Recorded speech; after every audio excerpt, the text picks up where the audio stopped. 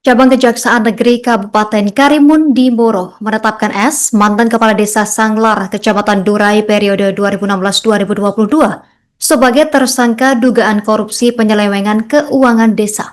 Penetapan dilakukan Rabu 18 Februari 2026 kemarin setelah penyelidikan sejak 2024. Penyidik telah memeriksa 29 saksi dan 2 ahli, serta menyita sejumlah dokumen pendukung. Informasi selengkapnya dihimpun rekan kami Fairuz Zamani, wartawan Tribun Batam. Rekan Fairuz Zamani, silakan informasi selengkapnya yang berhasil Anda himpun.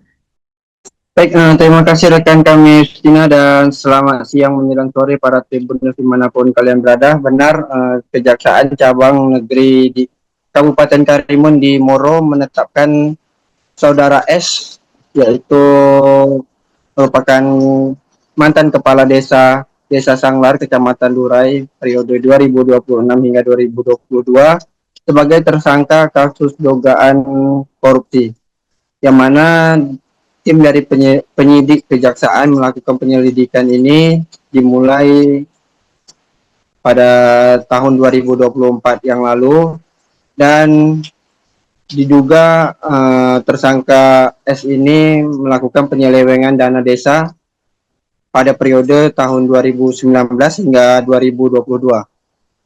Sebelumnya tim penyidik sudah melakukan pemeriksaan lebih kurang terhadap 29 orang saksi dan juga dua ahli, dan juga dengan mengumpulkan beberapa alat bukti dan juga sebagai surat yang mana alat bukti itu sebagai alat bukti pemula untuk menetapkan tersangka S ini sebagai tersangka kasus dugaan korupsi. Usai ditetapkan tersangka, S langsung dibawa ke rumah tahanan kelas 2B Tanjung Balai Karimun, Provinsi Kepulauan Riau, yang mana tersangka S ini dibawa dari Kecamatan Moro dengan menggunakan kapal speedboat, yang mana singgah atau naik di Tanjung Balai Karimun melalui pelabuhan Tanjung Sri Jelam, Tanjung Balai Karimun. Dalam hal ini tersangka S dibawa ke rumah tahanan kelas 2B Tanjung Balai Karimun untuk dilakukan penahanan selama 20 hari ke depan.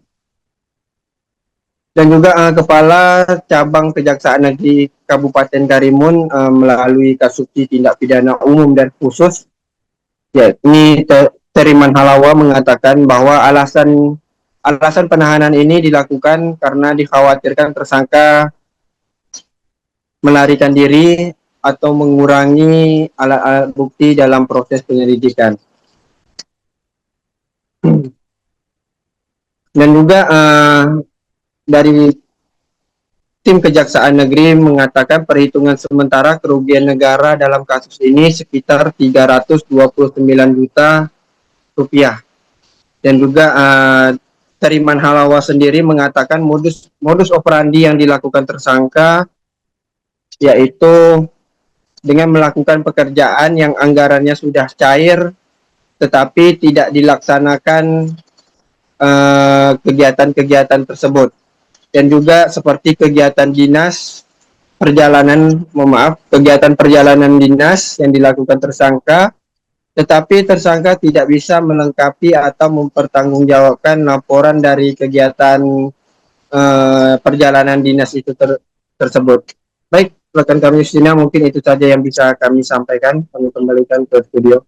Jadi di mana kami pada hari ini telah melakukan penetapan dan menahan seorang tersangka dengan inisial S selaku mantan Kepala Desa Sanglar periode tahun 2016 sampai 2022, di mana berdasarkan hasil penyidikan oleh tim penyidik ditemukan dugaan tindak pidana korupsi penyalahgunaan keuangan Desa Sanglar periode 2019 sampai 2022, yang berdasarkan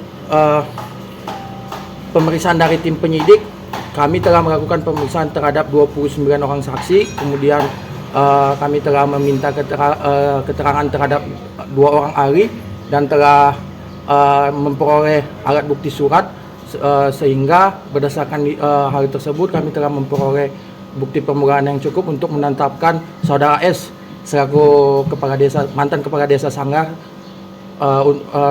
kami telah menetapkan sebagai tersangka. Kemudian dari pemeriksaan kami juga telah melakukan penyitaan terhadap dokumen-dokumen terkait yang berhubungan dengan tindak pidana korupsi ini. Selanjutnya terhadap saudara S dilakukan penahanan di rutan Karimun selama 20 hari ke depan untuk dengan alasan dikhawatirkan tersangka akan melarikan diri, kemudian tersangka dikhawatirkan akan mengulangi tindak pidana maupun akan menghilangkan barang bukti. Adapun kerugian negara yang dilakukan atas yang terjadi atas perbuatan terdakwa kurang lebih untuk perhitungan sementara sekitar 320 juta rupiah.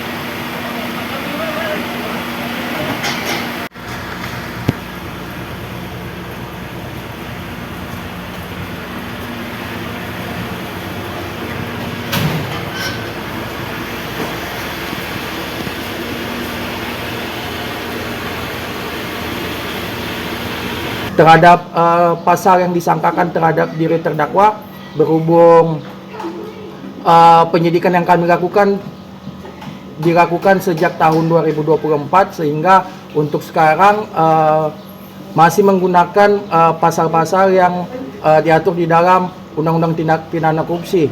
Namun untuk tahap kedepannya akan menyesuaikan dengan pasal-pasal terhadap undang-undang peraturan perundang-undangan yang berlaku pada saat ini. Kurang lebih seperti itu yang dapat saya sampaikan. Bang, modusnya sendiri seperti apa sih, Bang? Untuk modus operandi sendiri yaitu yang bersangkutan ini melakukan terdapat pekerjaan di desa yang anggarannya sudah dicairkan, namun pekerjaannya tidak dilaksanakan.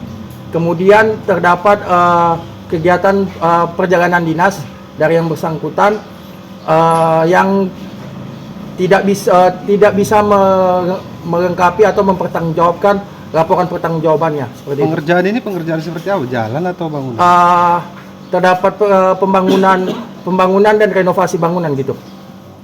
Download Tribun X sekarang, menghadirkan lokal menjadi Indonesia.